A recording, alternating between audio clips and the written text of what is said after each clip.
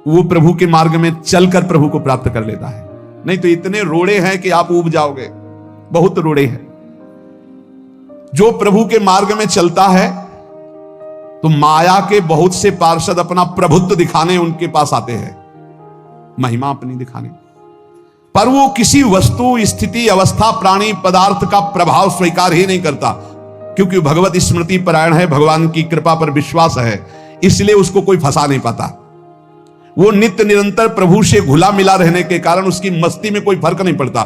माया का प्रभुत्व रखने वाले उसे फंसाने की चेष्टा करते हैं, पर उस पर किसी का असर नहीं होता। वो कहीं लिप्त नहीं होता, वो कहीं दुखी सुखी नहीं होता, वो हर समय प्रसन्न रहता है। तुम देखो, हर समय प्रसन्न रहते हो? यदि नहीं तो तुम किसी व्यक्ति वस्तु का आश्रय लिए हुए प्रभु का नहीं। अगर हां तो हर समय प्रभु का स्मरण चलना चाहिए, हर समय प्रभु के आश्रित हो, फिर देखना ये आनंद, ये प्रसन्नता क्या रूप रखती है। बड़े बड़े मस्त संतों को देखा, मस्त ऐसे उन्माद में मस्त, उस सुख के लिए ललचाओ। कब तक जन्मते मरते रहोगे, कब तक बार बार दुख भोगते रहोगे, कब बड़ा प्रपंच है ये। भगवान का स्मरण परम पुण्यात्मा पुरुष का हृदय माना जाता है, बहुत पवित्र हृदय, बड़ा पुण्यात्मा हृदय जिसमें भगवान का स्मरण। भगवान का विस्मरण पापात्मा पुरुष, भयानक विपत्ति, दुर्भाग्य आते हो। सुदृढ़ निश्चय करो, अब हम भगवान के स्मरण में अपना समय व्यतीत करेंगे। मेहनत करो, कार्य करने के लिए कोई मना नहीं, आप नौकरी करो, किसानी करो, व्यापार करो, पर अंदर अंदर भगवत स्मृति ही सबसे बड़ी स्थिति है। अब चाहे हम जीवित रहें, चाहे हमारे मरण जैसी विपत्ति आ जाए, चाहे सब हमसे हट जाए, चाहे सब हमको नमन करें, अब हम दृढ़ निश्चय करके केवल भगवान के स्मरण करते हुए इस संसार के बीच समय व्यतीत करेंगे। अब हम चूकने वाले नहीं, ये नियम लीजिए। चाहे जीवन रहे या ना रहे, चाहे मरण जैसा कष्ट आ जाए, चाहे सब वियोग हो जाए, सब चले जाए, चाहे सब संयोग हो जाए, सब नमन करें, अब हम प्रभु का स्मरण